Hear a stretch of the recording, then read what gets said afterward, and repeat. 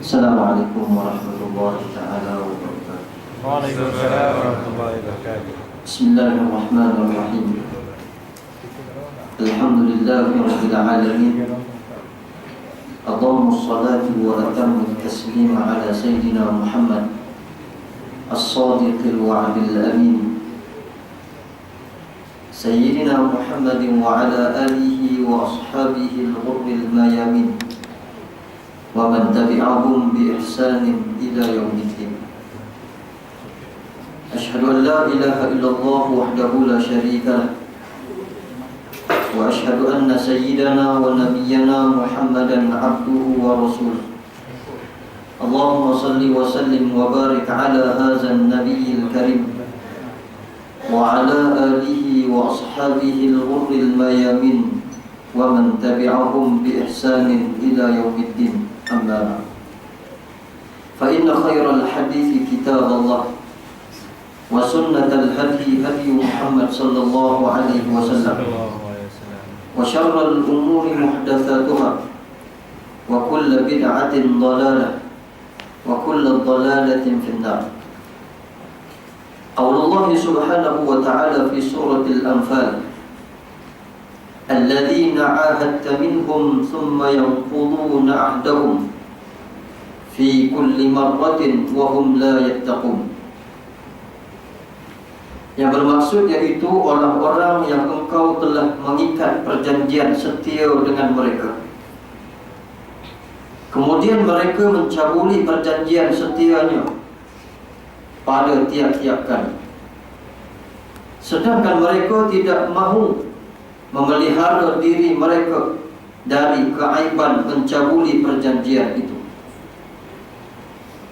Jika engkau menemui mereka di dalam peperangan, maka hancurkanlah mereka, supaya dengan itu orang-orang yang di belakang mereka gerun dan gentar. Mudah-mudahan orang-orang itu pula berinsaf. Surah Al-Anfal ayat yang ke-56. Faqala Nabi sallallahu alaihi wasallam an Ali radhiyallahu ta'ala anhu yaqul, inna lajulusun ma'a Rasulillah sallallahu alaihi wasallam fil masjid idh tala'a alaina Mus'ab bin Umair ma alaihi illa burdatun lahu marfu'ah bifarwin. Falamma ra'ahu Rasulullah sallallahu alaihi wasallam baka lilladhi kana fihi minan na'mah walladhi huwa al-yawm fihi. Summa qala Rasulullah sallallahu alaihi wasallam, kaifa bikum idza ghada ahadukum fi hullatin wa raha fi hullatin wa wudi'at baina yadayhi suhfatun wa rufi'at ukhra wa satartum buyutakum kama tustarul Ka'bah, atau kama qala sallallahu alaihi wasallam. Sadaqallahul azim wa sadaqa rasulul karim.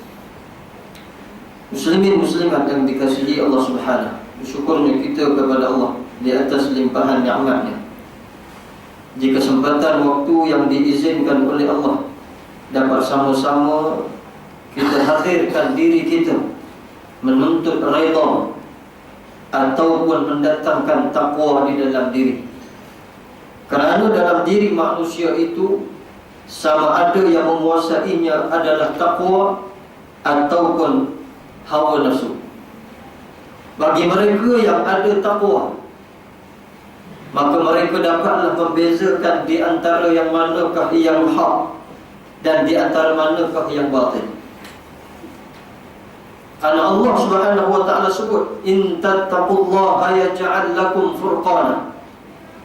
Sekiranya kamu bertakwa kepada Allah, maka aku akan berikan kamu furqana, yakni Al-Quran ataupun hidayah. Dan hari ini kita telah mendengar kabar berita seorang hamba Allah Subhanahu wa ta'ala melanggar plastik hitam, dan di dalam plastik hitam tersebut terkandung mayat seorang bayi. Ini bukti apa tuan-tuan? Ini buktinya malam menyambut tahun baru. Sekarang berapa hari bulan? Bulan berapa sekarang ni? Bulan 9. Maknanya apa? Ini kes tahun baru. Menyambut tahun baru 2014. Semalam kita dah dengar dalam akhbar seorang ibu terkejut melihat anaknya melahirkan anak di dalam bilik air. Hari ini kita dengar bayi dia buang. Esok apa lagi? Ini menyebabkan tidak ada takwa yang menguasai diri manusia. Itu adalah hawa nafsu. Manusia yang tidak ada fikrah Islam, manusia yang hanya nama sekadar Islam. Islam dan fikrah Islam berlainan. Orang Islam yang mengguna ataupun yang ada kepada mereka fikrah Islam, mereka menjadikan dasar utama itu adalah Al-Quran dan sunnah Nabi SAW. Adapun orang Islam yang tidak meletakkan Al-Quran dan sunnah sebagai dasar kehidupan dia, maka yang menguasainya adalah hawa nafsu. Dan kita dah sebut sebelum ini berkenaan bagaimana tentera syaitan. Yang pertama, mereka menjadikan perintah hawa nafsu syaitan itu sebagai pimpinan mereka. Mereka akan ikut apa saja arahan syaitan supaya mengerjakan maksiat dan dosa, sampai mereka langgar segala batasan syarak yang Allah Ta'ala tetapkan kepada manusia. Ini baru tahun baru. Kita tunggu pula lepas ni 9 bulan, start daripada malam merdeka. Tengok apa jadi pula lepas ni. Berapa ramai lagi manusia yang membuang bayi yang tidak berdosa. Hari ni bukti bukan hari ni punya cerita, tapi tahun baru punya cerita. Pasal apa? Nak mengejar kesenangan, nak jadikan sebuah negara sama seperti negara-negara Eropah yang maju, yang orang kata ada teknologi yang canggih sampai batasan syarak tidak dipelihara. Maka jadilah kepada manusia hari ini perangai macam syaitan. Walaupun dia tak melantik syaitan sebagai pemimpin dia, tetapi bagi orang yang melakukan kejahatan mengikut hawa nafsu semata-mata, tidak berpandukan kepada Al-Quran dan Sunnah, mereka telah melantikkan syaitan dan hawa nafsu sebagai pemerintah mereka. Sedang Allah Ta'ala sebut bagi tentera-tentera Allah, innama waliyukumullahu walladzina amanu alladzina yuqimuna as-salata wa yu'tuna az-zakata wa hum raki'un. Allah Ta'ala kata tentera Allah ni macam mana? Mereka yang mendirikan solat, mereka yang menjadikan Allah dan Rasulnya serta orang-orang yang beriman di kalangan mereka menjadi pemimpin, dan mereka patuh dan taat. Pemimpin utama kita adalah Allah, kemudian Nabi SAW, kemudian orang-orang yang beriman yang kita lantik dia sebagai khalifah ataupun pemimpin yang wajib ke atas manusia taat. Ini adalah tentera Allah, yang mana mereka mendirikan solat dan menunaikan zakat, wahum raki'un, dan mereka tergolong di kalangan orang yang senantiasa rukuk dan sujud kepada Allah Subhanahu wa ta'ala. Muslimin muslimat yang dikasihi oleh Allah Subhanahu. Apabila hawa nafsu menguasai manusia, maka mereka tidak dapat membezakan di antara yang hak dan yang batil. Akan terjadilah tuduh-menuduk dengan perkara yang baik. Maksudnya apa? Bila melihat seorang Islam keluar berjihad pada jalan Allah, apa kita kata kepada orang yang mati dalam jihad? Mereka adalah mati sebagai seorang militer. Bila kita melihat orang Islam, orang Melayu kita bantu Arab ataupun orang-orang Islam di negara Arab, kemudian gugurnya sebagai seorang syuhada, kita kata dalam mulut kita, walaupun orang kata Nabi SAW sebut wahifzil lisan, hendaklah kamu memelihara lidah kamu, kerana lidah inilah sebesar-besar perkara yang menyebabkan semua jadi binasa.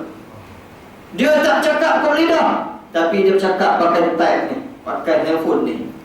Dan kita pernah menjelaskan dulu bahawa bid'ah yang terbahagi kepada dua. Hari ini baru kita nak bagi nampak lagi sikit. Handphone yang kita pakai ni apa hukumnya? Bid'ah.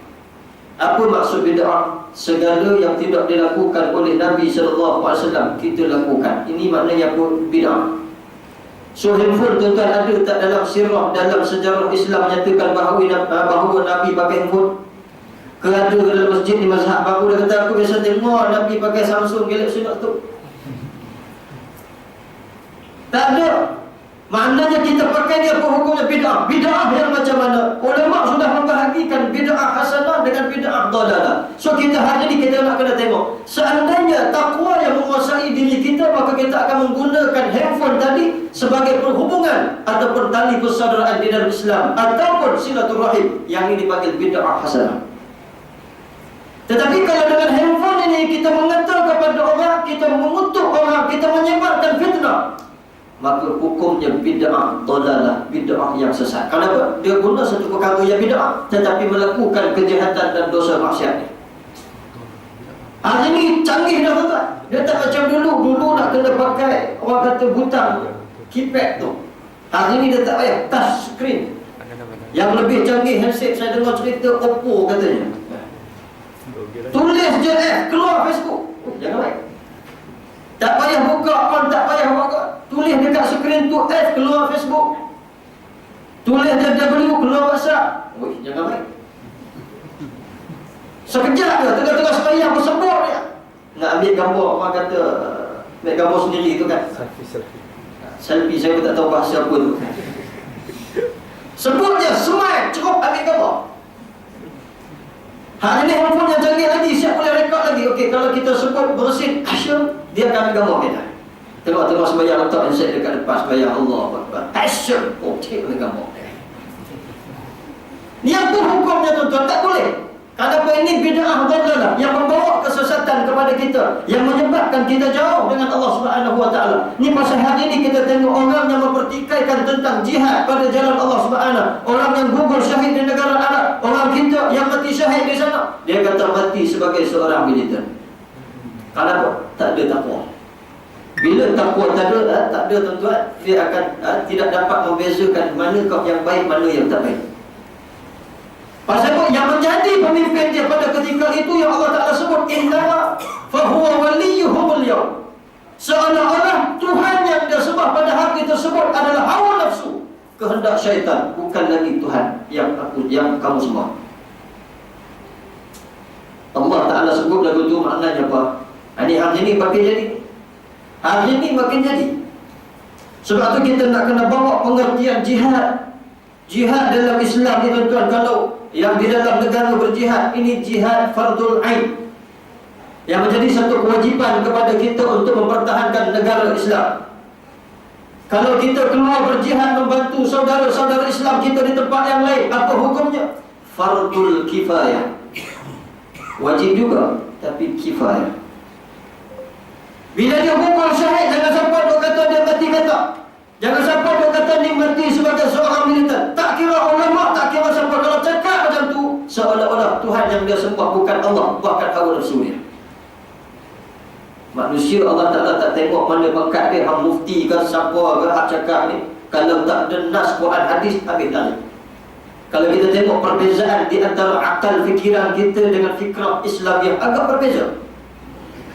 Akal fikiran kita ni dengan fikrah Islamiah yang menjadikan akal itu sebagai ijtihad, yakni berdasarkan panduan Al-Quran dan hadis Nabi sallallahu alaihi wasallam. Adapun akal semata-mata tidak berdasarkan kepada sedemikian, ini akal yang dikuasai oleh hawa nafsu. Segala bentuk gerak kerja yang dia buat mesti ada something yang nak menyebabkan Islam itu berpecah belah, nak memburukkan lagi keadaan Islam. Sebab tu kita nak kena ingat bahawa akal ni panjang cerita ni. Nanti bukan malam ni kita nak cerita akan datang. Muslimin muslimat yang dikasihi oleh Allah Subhanahu Wa Taala. Sebelum ni pun kita dah pernah kata kepada Usama bin Laden. Apa kita kata kepada dia? Pengganas. Siapa yang kata tuan-tuan orang kafir ke orang Islam ni? Orang kafir kata pengganas, letak ke dia kafir. Tapi masalah yang keluar daripada mulut orang Islam, maknanya apa? Ni takwa tak hidup, tak dikilat takwa tu tiap-tiap hari. Sebab tu kita dalam sembahyang, kalau kita tengok berapa kali kita minta ihdinas siratal mustaqim, minta Allah beri hidayah kepada kita. Bahkan dalam solat subuh kita baca doa qunut, Allahumma hdina fiman hadait, ya Allah berilah petunjuk seperti mana orang-orang yang sebelum ini mendapat petunjuk daripada kamu. Kenapa kita nak minta petunjuk? Kenapa hidayah Allah ni mahal? Kalau selalu kita minta, lama-lama Allah bagi. Daripada ego tak minta, sembahyang tak ikut imam, tapi tak baca apa dekat belakang, tak minta takwa dalam diri, maka binasa. Sebab apa tuan-tuan? Dalam ayat Quran Allah Ta'ala sebut, Innallaha yuhibbul muttaqin. Sesungguhnya Allah Subhanahu Wa Ta'ala kasih dan sayang terhadap orang-orang yang bertakwa kepada Allah. Allah kalau sayang tuan-tuan, minta apa semua dapat. Macam kita sayang ke anak, tapi Allah lebih daripada segala-galanya. Kita sayang anak, baik kita dengan anak tadi, anak minta kita bagi, anak minta apa kita bagi. Pasal apa? Kita sayang dia. Begitu juga kalau anak yang tak baik, duk buat panggil tak senonoh dengan bapak dia, minta dengan bapak, apa dia bapak nak bagi? Kalau bapak nak bagi lambat, fikir 10 kali pun nak bagi. Apa pernah jadi satu orang budak nakal, tiap-tiap malam dia keluar naik motor sendiri tak apa, keluar curi kunci kereta bapak dia. Jalan dia ambil kunci kereta, dia start kereta bapak dia. Esok pagi bapak nak pergi sembahyang subuh, kereta tak ada. Terkejut dia. Dia tengok dalam bilik, tengok anak ni seorang tak ada. Balik bebel kena rotan sikit dah. Lepas tu esok anak minta nak beli kereta baru, agak dia tak ada nak bagi. Tak bagi dia. Dia marah. Begitu juga Tuhan kita. Kalau adanya takwa dalam diri kita, kita buat sesuatu yang Allah Ta'ala perintah dan kita tinggal segala yang dilarang oleh Allah, minta bila apa pun Allah bagi. Tapi kalau kita perangai ni hak duk jadikan Tuhan kita hawa nafsu, duk ikut cakap syaitan ni, duk ikut cakap orang kata bisikkan hawa nafsu ni tuan-tuan, Allah Akbar. Allah tangguh dulu. Bukan tak mau bagi, aku tangguh dulu. Pasal apa? Dia ni jadikan hawa nafsu sebagai Tuhan. Dia ikut cakap kehendak hati dia. Dia kata, Ustaz Anas ni sudah mau datang lambat, takut berhenti lambat. Ni hawa nafsu dia bisik macam tu. Malam ni kita nak baca doa selamat, kita nak baca tahlil, boleh jadi satu alasan. Dia iblis dia bagi bisik takut tu. Kita tak nampak ke tuan iblis? Tak nampak. Saya biasa dengar orang tua dulu kata, kalau nak nampak iblis syaitan ni, ambil arang yang tengah-tengah panas tu, bonyok ke biji mata. Baru tengok. Pasal ada budak tanya, pakcik, macam mana saya nak tengok iblis syaitan ni? Saya tak nampak dia nampak kita. Pakcik pun tak akan nak jawab dah, kamu ni. Dia kata tengok arang tu, tengah-tengah panas tu, ambil celik ke biji mata ni. Nampak apa tidak? Aku tak nampak juga, maknanya tak betul kata orang tua dulu tuan.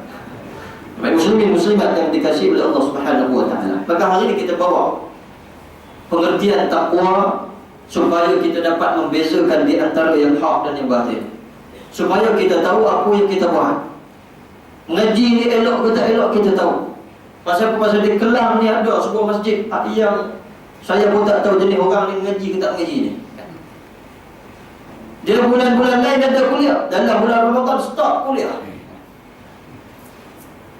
Pasal apa? Tak tahu apa kedudukan dia. Dia berpandu kepada apa? Dia pandu kepada Quran hadis ke ataupun dia berpandu kepada kehendak ketua dia? Kita orang Islam ni tuan-tuan, orang ramai masyarakat dan manusia ikut Islam, bukan Islam ikut manusia. Kalau orang komen ustaz tak kena, jangan panggil ustaz, tak ada kuliah ustaz, kita kena bagi lawan. Pasal ini Islam memerlukan pengorbanan. Bagaimana Sayyidina Ali radhiyallahu ta'ala anhu mengkhabarkan kepada kita keadaan pada suatu hari, inna nahnu julusun ma'a Rasulillah sallallahu alaihi wasallam. Pada suatu hari kami dan para sahabat, kata Ali, duduk bersama-sama dengan Nabi mendalami ilmu agama dalam satu masjid. Iztara'a alaina Mus'ab bin Umair. Maka ada di antara kami seorang sahabat yang bernama Mus'ab bin Umair. Mus'ab bin Umair dulu kita dah cerita dah. Dia seorang sahabat yang ketika kecil diberi kesenangan. Waktu kecil dia dapat semua apa yang dia nak daripada mak dia. Harta, tanah, kereta, semua ada. Kereta tak ada lah, kereta kuda mungkin ada dalam ini. Semua kesenangan ada. Tapi Ali nak khabarkan kepada kita ada sesuatu yang nak disampaikan oleh Nabi SAW. Tatkala falamma ra'ahu Rasulullah SAW, tatkala Nabi SAW melihat Sayyidina Umar, baka Nabi menitiskan air mata. Dia baka, bukan terbakar. Pasal saya lalu di Kuala Selangor ada satu cendol bakar. Mula-mula saya sampai Selangor ni, pening juga tu, macam mana cendol ni dibakar.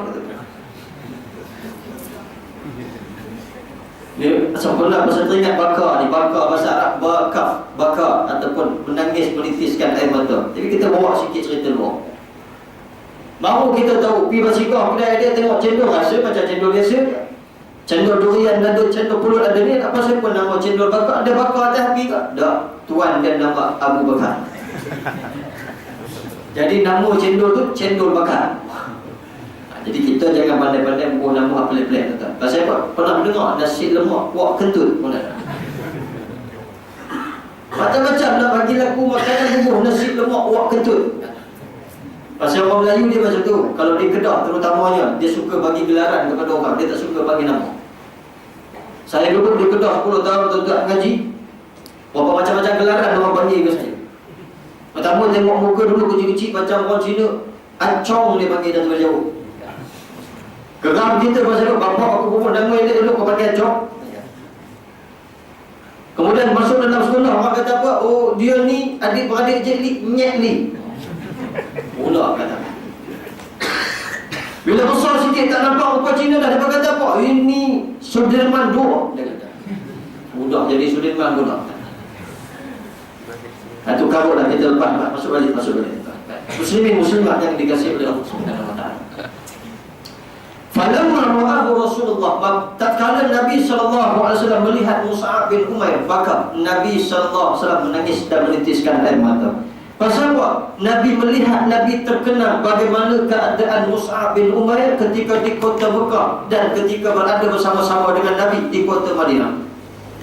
Seorang sahabat yang sanggup mengorbankan apa saja untuk agamanya, yang menjadikan Allah dan Rasulnya sebagai pemimpin utama, maka dunia dia tolak tepi. Hari ini kita nak kena bawa pasal apa? Hari ini wawasan kita untuk mengejar kemajuan. Kita takut akan datang akhlak dan moral Islam tercicir ke belakang. Kita takut akan datang orang Islam yang di akhir zaman hanya tinggal nama, tetapi perbuatan mereka tidak menyamai Islam. Kenapa? Karena mereka tidak menghayati pengorbanan, tetapi yang mereka menghayati adalah kemerdekaan, adalah tahun baru semata-mata. Orang kita tak boleh bangun ni cuti satu Malaysia, jangan main satu orang tua dah ni rambut putih dah, singgah boleh roti sana, salam satu Malaysia, dia kata. Kita terus pulang, dia tahu Ustaz Nah ni, bukan dia tahu, dia tahu. Tapi saja sebut dengar-dengar nak bagi sakit hati, kata. Saya tak sakit pun, saya diam je, dia kata. Kita ni alhamdulillah bersyukur negara dah maju, dia kata. Tengok kedai roti canai ni, kalau tak maju negara kita susah nak jual roti canai tepi jalan, dia kata. Bukan macam itu sekali. Fikrah manusia yang tidak ada kaitan dengan Islam, dia akan fikir macam tu. Dia akan fikir kata ni, hari ni kita dapat kesenangan sebab kita mengejar kemajuan. Tapi kata kena ingat, apabila kita mengejar kemajuan, jangan sampai Islam tercicir di belakang. Jangan sampai anak-anak kita hilang moral dan akhlak serta adab. Karena hari ini anak-anak muda kita sudah jadi tabiat mereka, sudah jadi budaya mereka, sudah jadi kehidupan asas mereka, cara-cara kehidupan Yahudi dan Nasrani.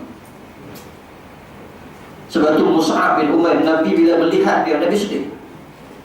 Nabi terkenal keadaan dia duduk di Mekah senang lenang, tapi dia sanggup tinggal semua perkara, duduk dengan Nabi dalam keadaan pakaian yang cantik balik yang ada jahit-jahit ni, pakaian bertampur-tampur dengan jahitan. Ni orang kaya ni. Kita cerita orang kaya dengan zaman sekarang tak sama. Orang kaya zaman dulu, harta dan pengorbanan dia Masya Allah. Terutamanya Abu Bakar As-Siddiq, kita cerita banyak kali dah. Banyak mana ada pada dia jutawan Arab ni, bukan orang biasa. Kita orang kampung lagi. Kita di taraf kita orang kampung lagi. Beliau rumah walaupun nampak besar tapi berhutang. Beliau kata walaupun nampak kata BMW tapi berhutang. Ni Abu Bakar As-Siddiq jutawan Arab, dia kaya, tapi dia korbankan semua harta dia fisabilillah pada jalan Allah. Begitu juga dengan Mus'ab bin Umair.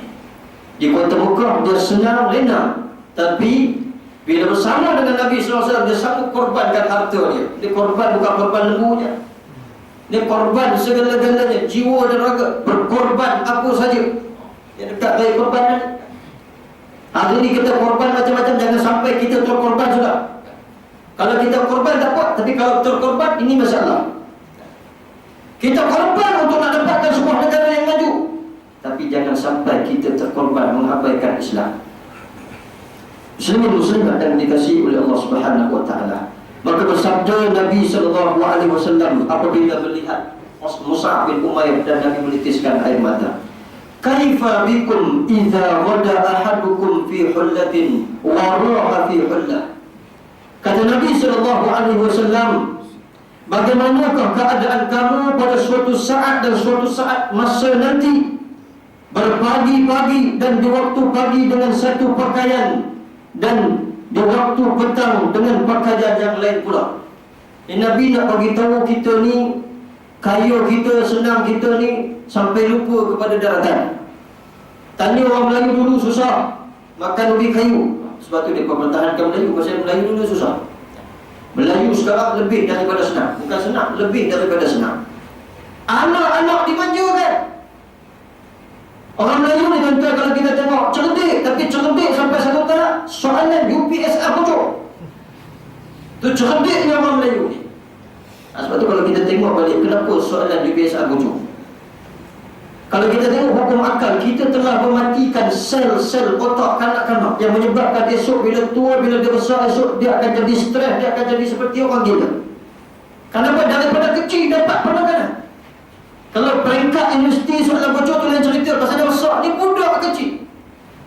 Tuan-tuan, satu orang budak jumpa saya, tuan-tuan, ni budak sekolah rendah. Nangis dia. Nangis dia teresak-esak, tak tahan. Dia kata, Ustaz, kami dah purah otak waktu puasa, tiba-tiba nak kena puasa balik.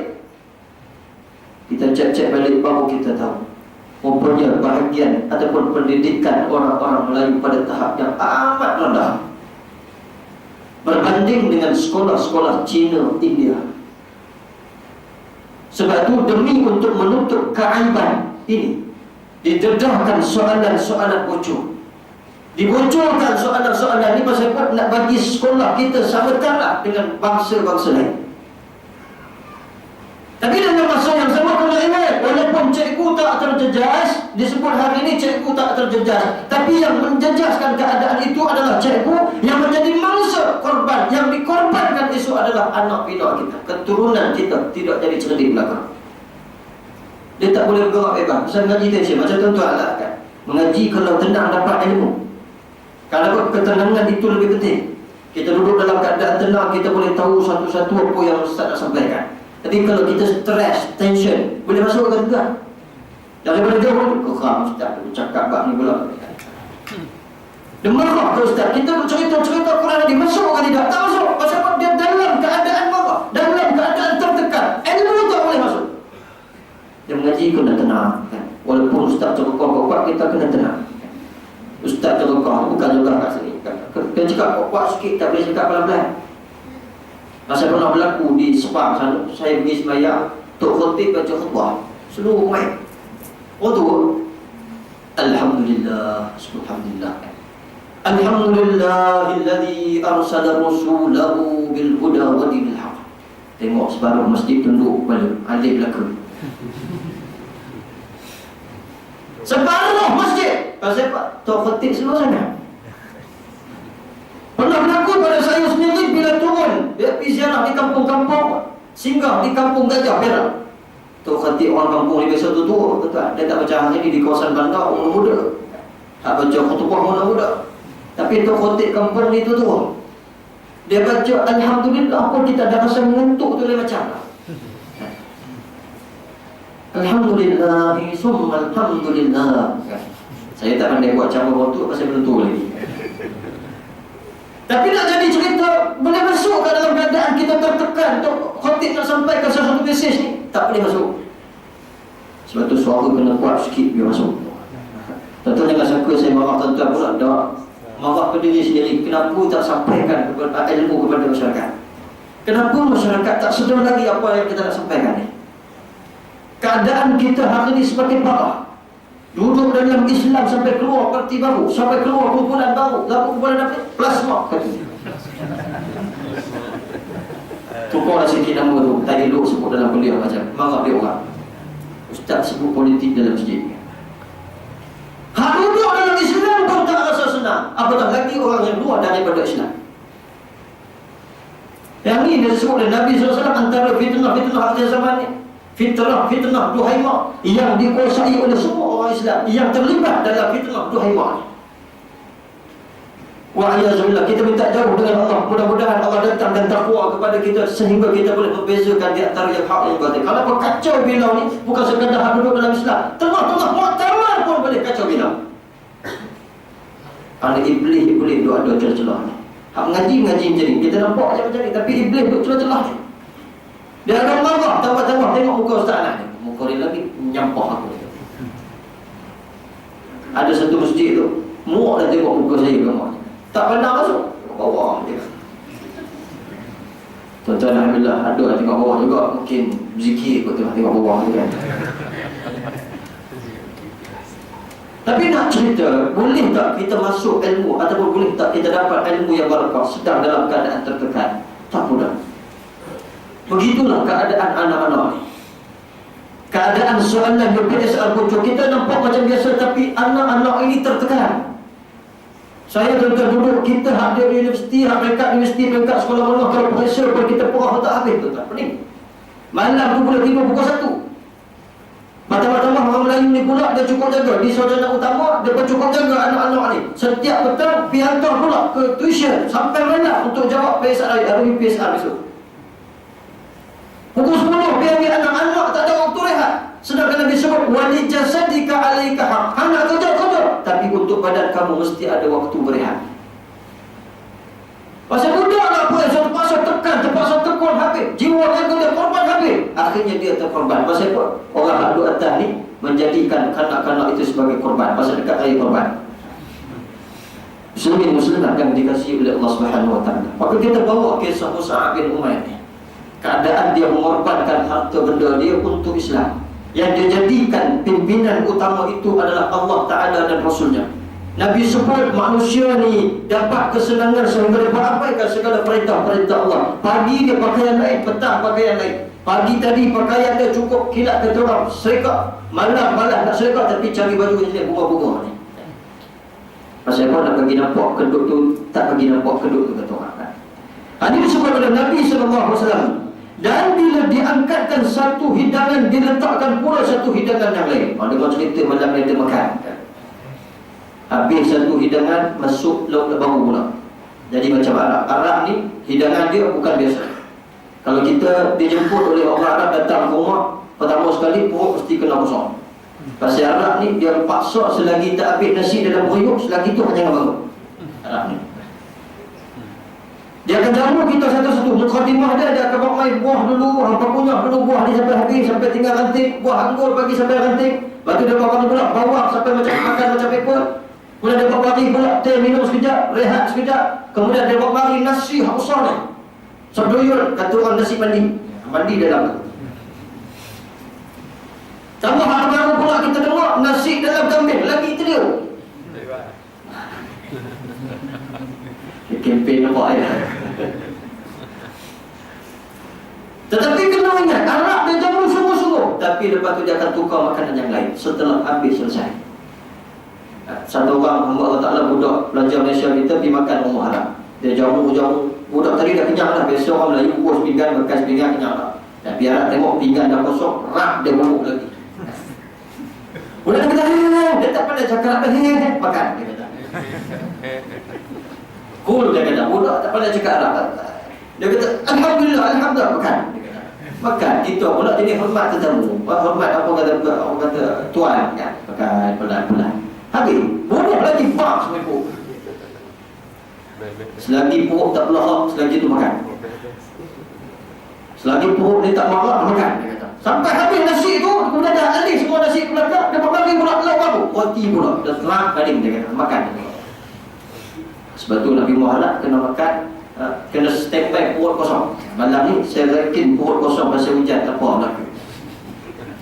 Baik muslimat yang dikasihi Allah, ini yang disebut oleh Nabi SAW. Pagi tadi makan lain, petang makan lain pula. Dah habis satu hidangan, mari pula hidangan yang baru. Saat ini hidangan baru tak ada, dia rumah sana hidangan baru masing-masing.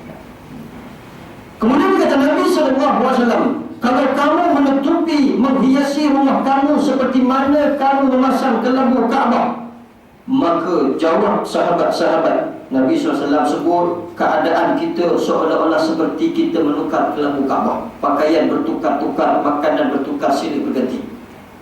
Makanan kita ni tuan-tuan, jangan duk kata hebat lagi orang Melayu buat makan. Walaupun nampak Arab kuat makan, Arab dia kuat makan, tapi hidangan yang paling banyak makanannya adalah di tanah Melayu. Macam-macam duk makan. Satu hari Arab dia tak pernah tengok sambal belacan. Dia tengok sambal belacan bau busuk, dia kata ni kau orang Melayu makan busuk, dia kata. Patut badan bau busuk, dia tak tahu badan dia bau busuk. Badan Arab bau busuk pasal kes makan bawang. Dia bermaki ke orang Melayu, patutlah busuk, tangan bau hanging, makan secah belacan. Sekali orang Melayu ni bagi gulung ke dia, minta lagi lepas tu. Gulung bagi makan, budak-budak, ada lagi tak? Dan lagi tanya, ada lagi. Maknanya makanan kita terlalu mewah. Mewah kita sampai kita lupa kepada Allah SWT. Yang ni kena jaga. Kerana hari ini berlaku kepada kita semua keadaan manusia yang duduk dalam Islam, tapi mewah dia sampai dia jauh dengan Allah, sampai dia abaikan segala perintah Allah, sampai dia jadikan syaitan itu sebagai pimpinan dia. Yang ini kita kena wa'iyyazubillah, minta jauh dengan Allah. Dan kata Nabi SAW, tidak keadaan kamu di hari ini adalah lebih baik daripada keadaan kamu di hari itu. Apa kata Nabi kepada sahabat-sahabat? Nabi kalau dia pesan untuk sahabat-sahabat dia dan untuk semua, dia kata hampa bukan untuk hampa hari ini Nabi sebut perkara-perkara macam ni, tapi untuk umat akhir zaman. Dia kata umat yang akan datang lepas ni, kata Nabi, umat hari ini makan banyak. Umat yang jenis pakaian dia Masya Allah dalam almari tak berhenti nak sedekah ke orang, sampai badan dia dah keduk tak boleh pakai, baru dia bagi pada orang. Tuan-tuan, orang miskin ramai ni duk minta. Kalau kita tengok balik Allah Subhanahu Nabi SAW mengkhabarkan kepada kita, apabila kita mati, kita dibangunkan daripada kubur masing-masing dalam keadaan mereka sewaktu sebelum mati. Bangun daripada kubur, dibangkitkan dalam keadaan sebelum kita mati. Kita mati, kalau ada orang mati dalam keadaan dia mengerjakan dosa, esok dia tengah tunggang-tunggang Arab meninggal dunia, kemudian dia bangun daripada kubur esok sambil dia ayang badan dia sambil Arab dia pegang di tangan. Kalau kita bersedekah kepada orang, pakai bagi orang pakai miskin, pakai baju, benda perbuatan ni roti apa?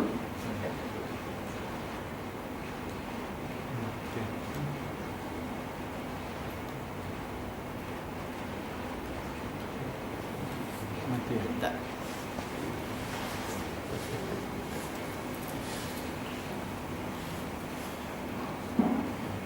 Memang masuk roti cepat. Pasal apa Nabi sebut dalam sebuah hadis, ta'asya qabla al-isya, makan sebelum solat isya. Jadi mungkin pun dia faham situ. Baik muslimat yang dikasihi oleh Allah Subhanahu Wa Taala, tak tahu dekat mana lah tadi berhenti kan? Bila kita bangkit di kubur. Apabila kita dibangunkan esok setelah kita mati, tuan-tuan, masing-masing dalam keadaan mereka sebelum mati. Kalau seorang itu mati dalam keadaan dia bersedekah kepada orang, dia selalu hidup dia bersedekah kepada orang sampai dia bangun esok daripada kubur, keadaan tabiat itu menjadi kebiasaan bagi dia. Kalau seorang itu memberi minum kepada fakir miskin, memberi makan kepada fakir miskin, dalam keadaan dia bangun esok, macam tu perbuatan dia bila dia bangun daripada kubur esok. Sebab itu apabila ditanya oleh seorang sahabat, tak silap saya, Hasan Al-Basri, ditanya keadaan Hasan Al-Basri, setiap kali dia minum air Zam-Zam, dia berdoa. Bila orang tanya, apa yang kamu doa ketika minum air Zam-Zam? Kerana minum air Zam-Zam, bila kita berhajat, kita berdoa, dimakbulkan permintaan kita. Jadi Hasan Al-Basri ambil satu cawan yang kecil ini, dia minum sambil dia berdoa, ya Allah, mudah-mudahan engkau hilangkan dahaga di saat aku bangun daripada kubur. Dia berdoa kepada Allah sedemikian. Kita ni tuan-tuan diajar suruh berdoa, Allahumma khtim alaina bi husnil khatimah wa la takhtim alaina bi su'il khatimah. Kita duk minta dengan Allah senantiasa, jangan ego, jangan semua minta. Takut kita mati dalam keadaan sedang mengerjakan maksiat dan dosa. Pasal ada di kalangan kita telah tengok dah beberapa berita yang didedahkan kepada kita, orang mati yang sedang berzina dalam kereta, orang yang mati dalam keadaan dia bertelanjang selepas berzina dan sebagainya. Jadi kita cukup takut mati yang sedemikian. Pasal apa? Benda ni hak nak bawa esok bekalan kita. Nabi SAW sebut, benda ni tak akan berlaku pada umat aku, umat sekarang ni, tapi umat yang akan datang di akhir zaman. Kenapa? Sebab mereka mengejar kemewahan sehingga mereka abaikan takwa, maka tidak datangkan takwa dalam diri mereka. Sebab itu kita bagi penekanan sedikit berkenaan dengan takwa, keutamaan dia. Kerana makna takwa kita dah perjelas dah sebelum, kita akan ulang 2-3 kali. Tapi oleh kerana murid serupa Imam Malik, kita akan ulang juga. Takwa kita dah sebut dah, imtithalu awamirih wajtinabu nawahi. Buat apa yang Allah Ta'ala suruh, tinggal segala yang dilarang oleh Allah. Itu takwa. Adapun daripada At-Tabari mentafsirkan bahawa takwa itu buat sesuatu perkara yang tidak mendatangkan murka Allah. Kalau benda itu boleh mendatangkan murka Allah, apa jangan lupa. Pasal hari ini kita tengok dalam Facebook, dalam Twitter, dalam blog dan sebagainya, cuba menyerapkan supaya keadaan pemikiran orang Islam bercanggah dengan Islam, sehingga mereka berbalas-balas sesama Islam. Hari ini orang Islam buat macam ni. Dia guna teknologi yang ada pada hari ini, dia cuba hantar virus kecil ni supaya memecah belahkan Islam. Kerana dia takut Islam bersatu. Orang yang bekerja dengan tali barat Yahudi dan Nasrani ini memang dia tak akan senang dengan kita. Dia tak akan senang dengan Islam kalau kehidupannya sudah terbiasa dengan kehidupan Yahudi dan Nasrani. Melihat Islam dah mulai bangkit dan bersatu, masjid-masjid, surau-surau Islam sudah mulai bersatu, dia mula sebarkan satu virus-virus, bawa masuk orang dalam ni, pecahkan kumpulan ni, bawa bagi orang dalam surau Kausar ni, baca apa? Tengok ustaz nak baca apa? Sagi kita guna akta hasudan. Dia boleh cari pasal dengan ustaz, tapi dengan Allah dia tak faham. Hari ini orang nak cari pasal dengan saya, tak ada masalah. Tapi esok tak lepas. Apa yang kita buat tak lepas. Pernah berlaku seorang ustaz di Perak. Ustaz ni kalau cakap, Masya Allah, dia tak berlebih. Dia bagi sebiji-sebiji, dia bagi. Siapa? Anak, apa? Dia bagi dia, ustaz ni. Takdir Allah, ada seorang Allah Ta'ala sihir dia. Esok harinya dia demam dan mati, meninggal dunia. Tuan-tuan, orang yang sihir tadi selamat ke tidak di dunia? Selamat sekejap sahaja, tapi di akhirat dia tak apa. Nak masuk syurga, nak bau syurga, lagi tak apa. Ni akan jumpa dengan ustaz ni, anak kena bersembang dengan dia, lupa siapa hal sihir dia. Adakah dia memaafkan perbuatan kita? Kalau dia tak maafkan perbuatan kita, hidup kita selama-lamanya di dalam neraka Allah. Ya Allah sebut dah, badalnahum juludan ghairuha liyazuqul azab. Dalam api neraka tu kulit diganti-ganti, habis bakar tukar baru, habis bakar tukar baru. Sakit tu? Bukan tak sakit, api dunia hak sejuk ni yang disebut dalam kitab tasawuf ni, dicelup ke dalam satu laut sehingga satu laut yang lain, sehingga satu laut yang lain sampai jadi sejuk. Hak sejuk ni letak dalam dunia ni, kena manusia hangus, kena ayam hangus, rumah kita kena terbakar. Itu hak sejuk, tuan-tuan. Belum kena hak dalam neraka, hak pelik tu. Jadi banyak-banyak sama kita ni. Ustaz dia biasalah cakap-cakap, tapi jangan kita menggunakan kaum manusia yang tidak ada akal. Dia boleh buat macam-macam untuk fitnah orang, tapi tuan-tuan, dunia semata-mata, akhirat dia tak akan lepas daripadanya. Muslimat yang dikasihi oleh Allah Subhanahu Wa Taala. Rumusan dia, habis dah tak ada nama-nama. Rumusan yang kita boleh dapat, pertama kita nak kena adakan takwa. Dan saya akan bawa di antara perbezaan Hizbullah dengan Hizbul Syaitan, supaya kita tidak bertuhankan hawa nafsu dan syaitan. Hizbullah kita dah sebut tadi, orang yang semayang, orang yang menjadikan Allah, Rasul dan pemimpin di kalangan orang yang beriman, dia taat dan patuh. Ini orang macam ni Hizbullah. Semayang, rukuk, bersedekah, kemudian di kalangan orang-orang yang menyembah Allah Subhanahu Wa Taala. Adapun Hizbul Syaitan ni tuan-tuan, pertama dia menjadikan syaitan itu sebagai ketua dan pemimpin dia. Yang kedua, selalu mengajak orang dan menghasut orang kepada kejahatan dan dosa. Suka belajar, malam ni ustaz dah tak payah datang lah, hujan katanya kan.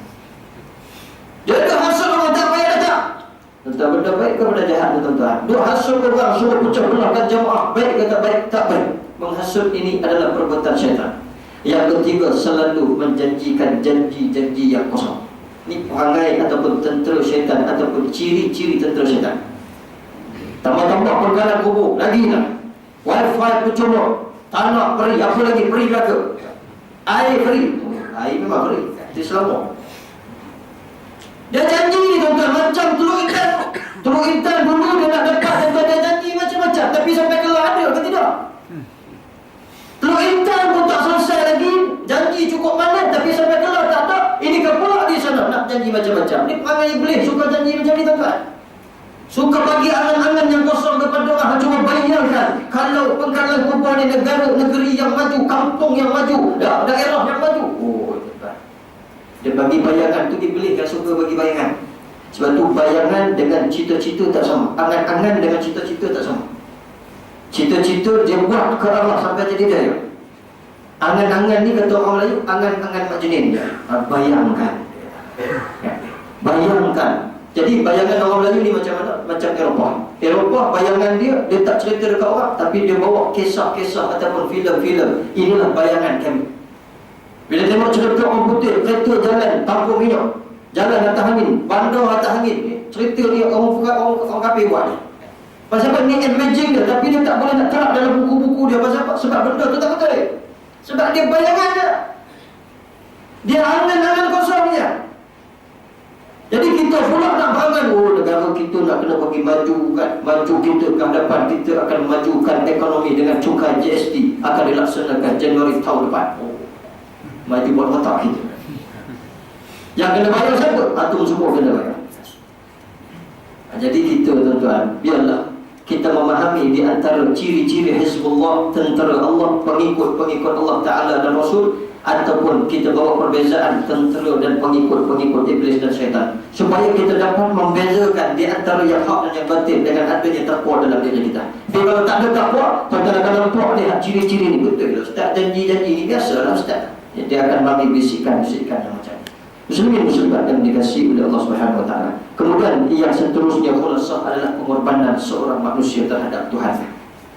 Bagaimana pengorbanan sahabat Mus'ab bin Umair yang senang hidup, sanggup meninggalkan kesenangan untuk mencari redha Allah. Kita sebagai orang manusia hamba biasa ni, makhluk Allah yang biasa, bukan taraf sahabat. Bila kita dengar perkara yang macam ni, apa yang perlu kita buat? Kita nak kena korban semua sekali untuk Allah Ta'ala, bukan untuk manusia, dan bukan untuk fulan bin fulan, dan bukan untuk mendapatkan jawatan, tetapi untuk Allah. Bila kita berbuat demikian, pastikan Allah Ta'ala akan datangkan kemenangan kepada mereka yang menjadikan Allah dan Rasulnya itu sebagai kepimpinan utama. Muslimin muslimat akan dikasihi Allah. Jadi cukuplah untuk malam ini. Mudah-mudahan apa yang disampaikan itu mendapat manfaat sedikit sebanyak, dan mudah-mudahan kita mendapat kesan sedikit daripadanya. Tak banyak pun sikit lah. Duduk dalam majlis ilmu ni, duduk sampai dekat 1 jam, tapi tak boleh apa langsung. Ini banyak hal kan? Ini kata orang, hati sudah jadi betul. Sebab tu kalau kata-kata Imam Al-Ghazali rahimahullah ta'ala, dosa kecil dengan dosa besar, dosa kecil dengan dosa besar, siapa kuat lagi? Imam Ghazali kata dosa besar tak kuat, tapi dosa kecil yang kuat. Dia bawa umpama macam mana? Dosa kecil ni ibarat batu yang keras, air yang setitik-titik di atas batu, lama-lama berlubang tak batu tu tuan-tuan, berlubang. Kalau air yang titik-titik tadi dihimpun dalam satu bukan, tuang atas batu, berlubang ke tidak batu? Tak berlubang. So hak dosa kecil ni kita nak kena jaga-jaga. Takut-takut kita buat dalam duk ngaji, kita buat pasal orang pandang remeh terhadap dosa kecil, sehingga mengabaikan perkara-perkara yang dituntut oleh Allah Subhanahu wa taala. Minta ampun dan maaf sekiranya saya terkasar bahasa, tersilap kata atau melakukan dosa. Mohon ampun dan maaf sekiranya saya terkasar bahasa. Yang baik datang daripada Allah, yang kurangnya itu datang daripada kelemahan diri saya sendiri. Aqulu qawli hadza wa astaghfirullahal azim li wa lakum. Wassalamualaikum warahmatullahi taala wabarakatuh. Takbir! Allah!